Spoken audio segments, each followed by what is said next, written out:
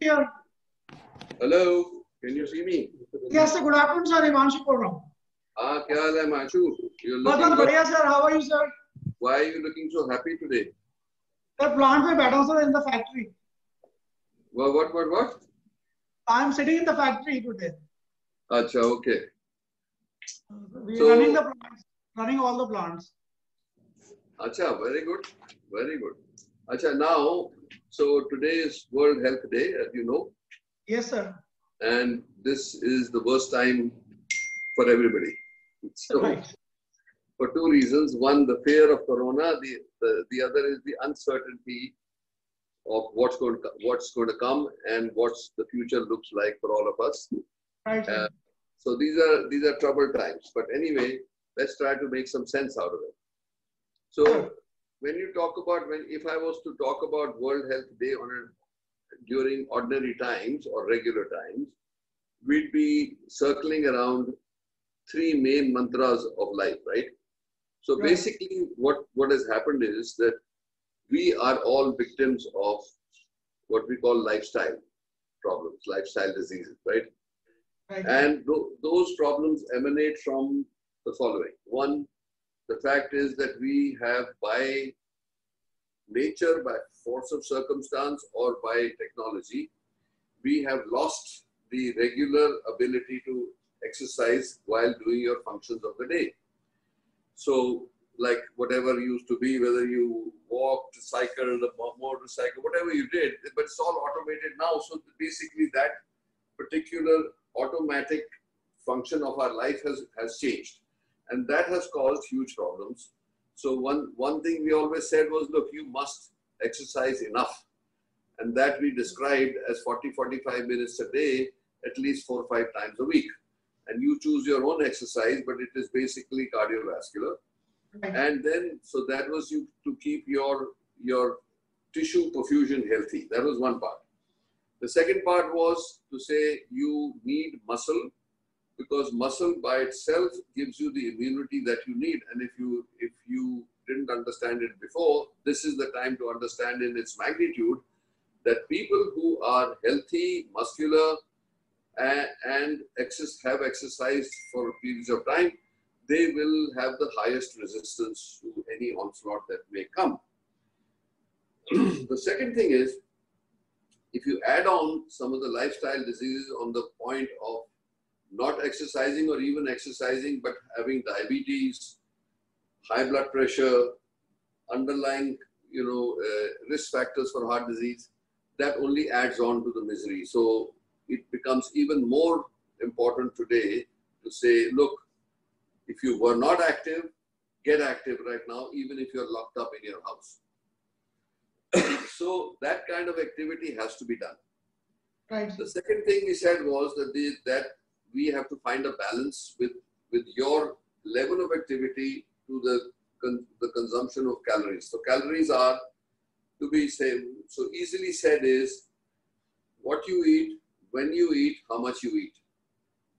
So what you eat will broadly you know that there are foods that are, your proportion should be that you have 20 to 30% protein in whatever way you can get it. And that for vegetarians is more from milk products and from pulses. Right. For non-vegetarians, of course, fish, chicken is okay, is good, but then red meats in very small proportions is okay because they are high in cholesterol. Okay.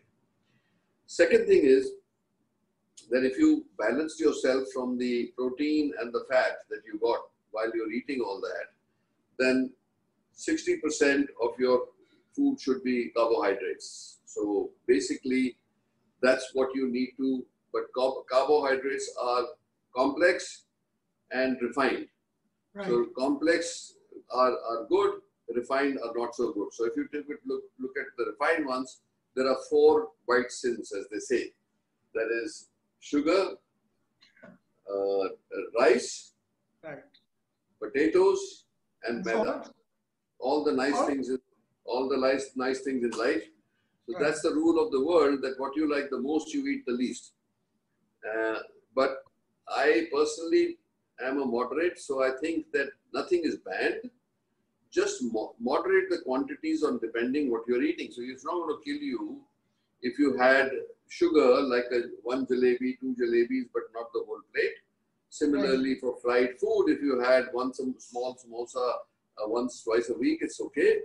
So you just have to look at yourself on a daily basis and say, how much did I add? How much oil and of what quality did I add? And so don't deprive yourself if you can afford it. But of course, if you're a diabetic or heart disease and all that, you have to be more careful.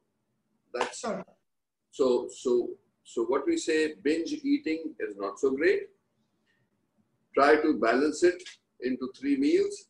And if you are overweight, then you need to get back into your range, which range is the ideal body weight, which is, there are charts available for age and height, which will tell you what your ideal body weight should be. And the recommendation is that stay within 10% of that range. So if you cross 10% higher, that means you are now on the obese side. And if the more you get obese, the worse it will get. And obesity means then comes everything with it. Now, diabetes, cancer, heart disease, your joints go quickly. So your eyes get affected by diabetes, the high blood pressure. So every disease is associated with obesity. So, and you can reverse all that if you come back into that prescribed range and exercise, as we said. Okay. So these are the real basic mantras. But then, of course, comes stress. Stress becomes is a relative term. Everybody has it. Some people have it in one way or the other, whatever it may be. But I don't think today that anybody can say, I am stress-free. If they feel that way, that means that they are not in touch with themselves. So basically what you need to do is to find your own way. Some of the things that we recommend, of course, yoga being the best of the lot, easiest to do. The breathing exercises of yoga are amazing. 5-10 minutes of pranayama actually reverses your daily stress. And if you want to really feel good in life, you need to do proper yoga at least twice or three times a week, because it stretches your body and the ligaments. Because the first thing that happens when you start aging is your ligaments become stiff. And you see many people who say, I can't sit cross-legged on the ground and I can't do this. That's in a way a tragedy, because it does not mean you could be 90 years, 100 years old and you could still do it if you actually took care of yourself. So then the most common thing I hear is that I don't have time. So like they say, I mean, you'll have all the time when you're in the coffin. So that's why, to avoid that, at least take out 40-45 minutes to an hour for yourself, and you sleep that much less, or do some activity that much less. I know the compulsions of going to work, long commutes, long working hours. I mean, that's a norm in life today, and it's probably going to get worse as we go further, because we're going to be in a deep hole, I think, or economically, and how we'll recover, we have no idea. But I think the life will be different. I hope we will look at life a little differently. So anyway, as far as that's the best you can do for your health. Right. Hello. Okay. Yes, then the other thing is entertainment. Entertainment is very important. So music is a healer. So it's whatever kind of music you like, and entertainment.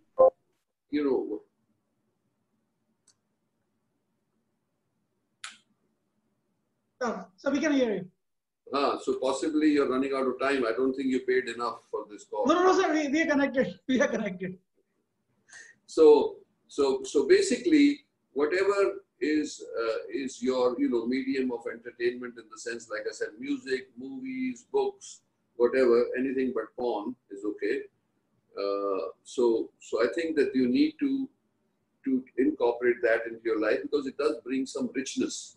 And that richness is very important. So if you can get off, lots of what is bothersome, because economics is a very important part of life today, that people find it difficult to get their mind off it. and then real estate and money and what's happening here, there, all that stuff. So mantra is twofold. One you say you don't want to have negative thoughts about yourself or other people, right? And B, give of yourself, because I always make this experiment.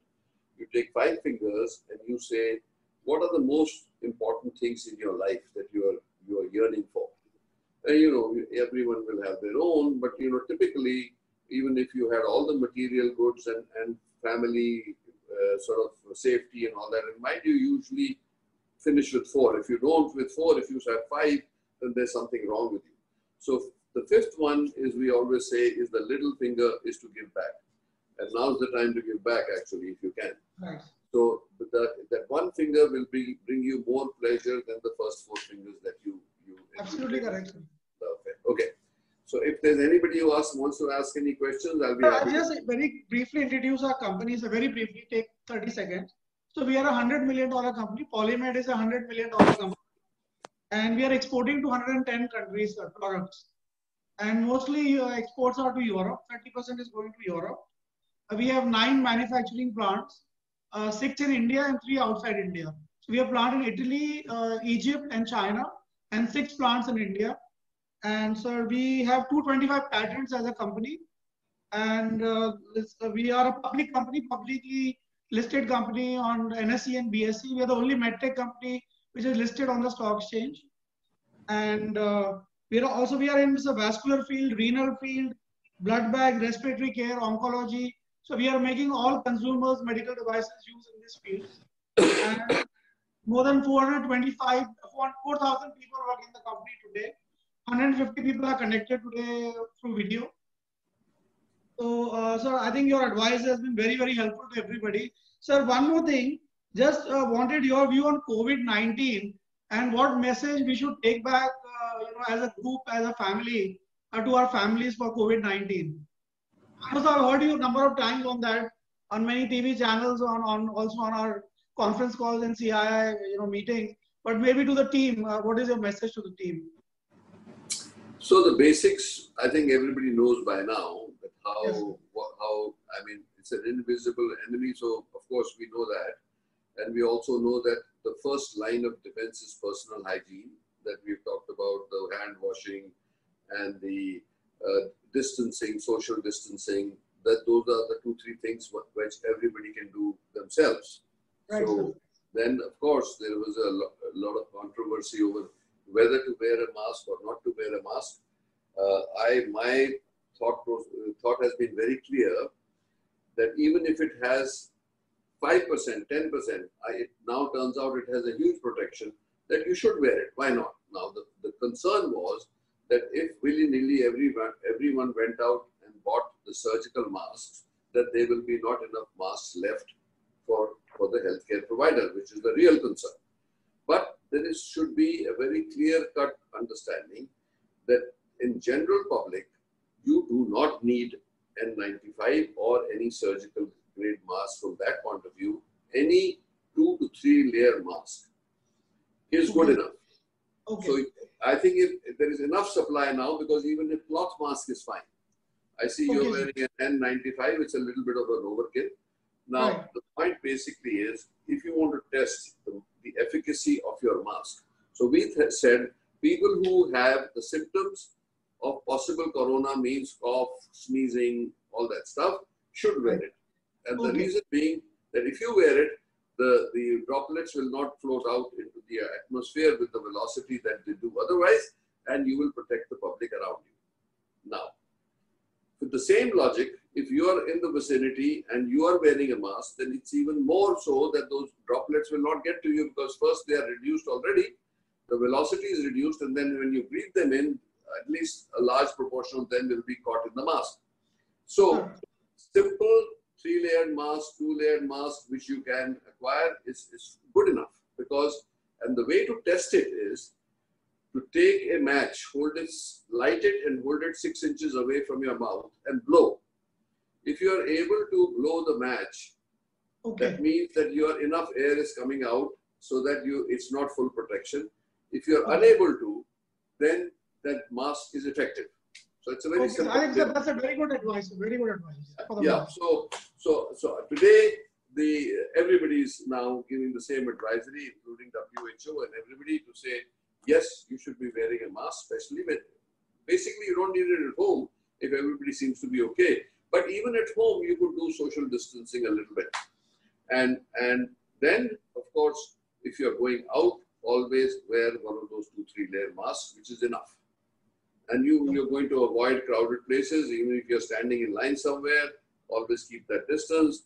So if this is going to be a way of life for some time to come, if not forever, we don't know. Because this virus has its own imprint. We don't know how it's going to behave, whether it's going to be in the heat, whether there'll be a resurgence. We should be prepared for all this. So I think that fact that our life will change, yes, it will change. So, there's going to be a little bit of a problem. I know there is huge economic problem from what I'm reading from you, your company is not suffering. Yes, so we are manufacturing, we are 50% working right now. So we are able to produce 50% of our products. We are maintaining all the precautions for COVID-19 and for our workers, for our staff. So and we will continue to produce that because we have at least your survival horizon is better than most people. So we are in healthcare, sir. So there has to we are in a better state. But we are also in healthcare, but all the hospitals are on oxygen, as you know. I know, sir. I know very well. Sir, I know. Yeah. The situation is really bad for hospitals. So that's what it is. But anyway, it runs across, it cuts across everything. Now the point is, how long will the pain last and how will we recover from it? Right. So that I'm sure you guys have been thinking about it and modulating. But for me, what it looks like to me, if you ask me what should be done about the lockout, whether it's going to be lockdown or not, will it be extended or not, I think it should be data-based. Yeah. There is a huge pressure that open up. But I think what will happen is that if the hotspots are actually recognizable right now, then we could continue the lockdown of hotspots and then try to open gradually the other industries. I think that's the right way to do it. But the challenge is, how do you get people to work? The labor does not have their own transport. They have to use public transport or what we provide to them. So then if you're providing a bus, if they're all clustered, what are you going to do again? So there is a lot of thought process that needs to be worked through. You may be doing some practices which may be useful to others, that you should share them because you have 50% of your workforce working. Right. That how are you doing it and how are you protecting your people? So that's one thing that you could share on a larger platform. Yes, sir, I will do that. I will do it on the CII platform and all the other members. I'll share with the members. Right. So because the real learning. Okay, is that enough? Yes, sir. Thank you so much, sir. Thank you for your time. Really humble and honored with all the advices you gave, sir. Thank you so much, sir. Yeah, once again. We should all survive. Stay well, stay healthy, take care of your families, all of you. Bye. Thank you, sir. Thank you, sir.